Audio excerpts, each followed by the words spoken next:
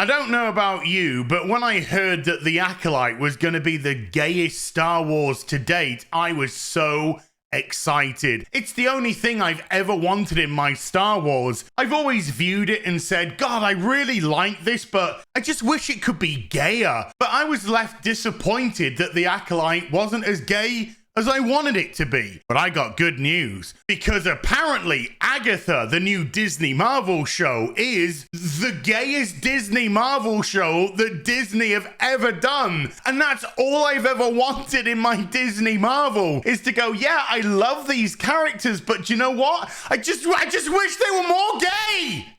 Maybe now is the time. Hi everyone, it's Az here from HeelvsBabyface. Remember when The Acolyte was due to come out and we got this stunning and brave interview? I would say arguably the gayest Star Wars, I think, by a considerable margin. And But remember, it didn't just stop there in that interview. It went on and on and on. Leslie, how do you feel? Am I gay? Yes. Well, no, I know you are gay, but I'm asking, are you excited about putting this, this is going to be a talking point? Because nerds are gay. Well, But in my world, nerds are gay. Okay. People have told me that it's the gayest Star Wars, and I'm frankly into it. No.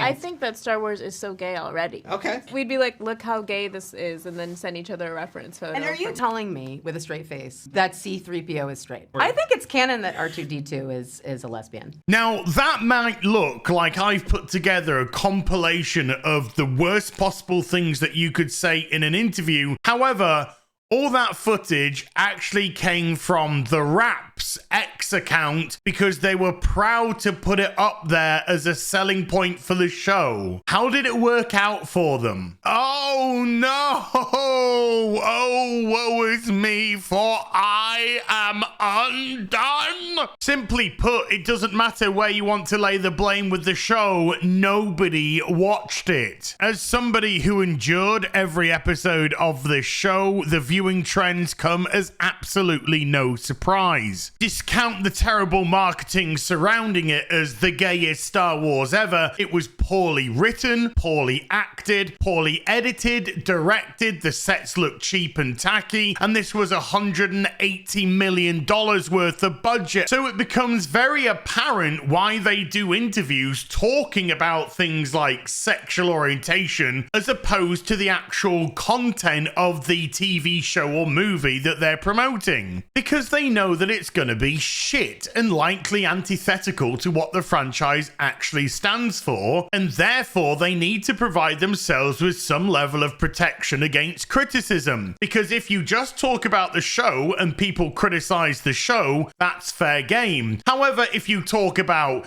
sexual orientation or gender identity or other nebulous far-left ideological talking points and people criticize your show, then you can claim bigotry or sexism or racism or whatever it is you need to do to gaslight to try and take people away from the fact you made a pile of dog shit. So with the failure of The Acolyte being so fresh in the minds of Disney, surely they're not going to make the same mistake twice in a row, right?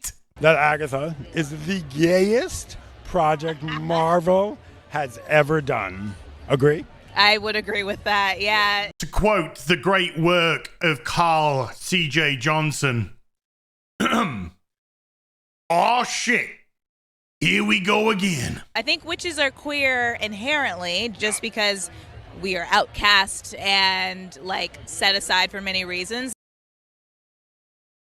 You fucking what? And I think this show shows a really good representation of different types of people and that we can all use the power we have within to go forth and be great. Something inclusion, something you're great or something? I don't even think she knows what the hell she's talking about. But wait! There's more! I'm told, I've seen the first episode, but Agatha is the gayest Marvel project yet. Do you agree? It better be, because that's what I signed up for.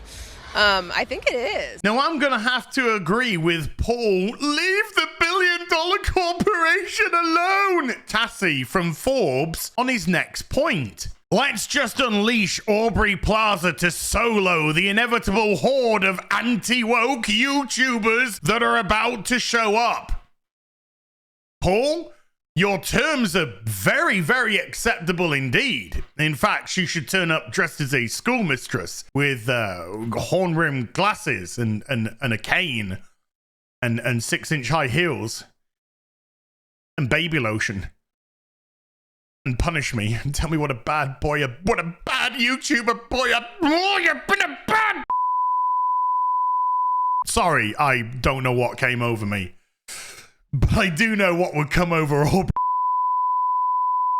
Now, you could argue that the Variety reporter, whose name I can't remember, nor do I care actually, was backing them into a corner by forcing them to say yes really to this question, but we all know too well that this is something which they simply adore to virtue signal about on a carpet. It gets them the points that they need in the industry that they're in. And as we've already seen, if they're asked about the show itself, they could get answers like this. This show shows a really good representation of different types of people, and that we can all use the power we have within to like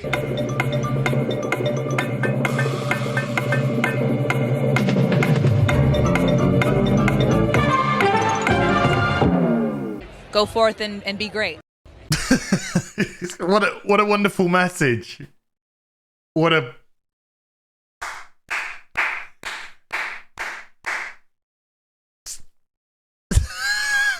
Look, when you try to sell a show on inclusion and diversity, gay representation or whatever, it doesn't say a lot about your show. It says that you've got nothing else to talk about apart from ideological talking points, which means that the show is most likely going to be heavily agenda driven as opposed to character and story driven. These aren't difficult things for people to work out. That's why they're not tuning in, because you're making it clear as day where your sympathies lie, and you're not allowing the audience to make their own determinations or just lose themselves in a bit of entertainment for a while. I think the most based comment about the show is from the star of the show, Catherine Hahn. When she was interviewed by Variety, she actually said this. The second season, who would you love to be in it?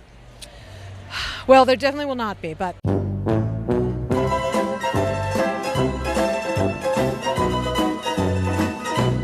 She's not wrong. It's been commissioned for one season because they can't commission them for more than one season. These shows have not been successful in any capacity whatsoever, and let's just face it, she's been set up for failure, just like The Acolyte was set up for failure, because the marketing surrounding it, the people involved, more importantly, the character involved here, who legitimately gives a shit when there are so many great characters out there. Who is actually asking for an Agatha show?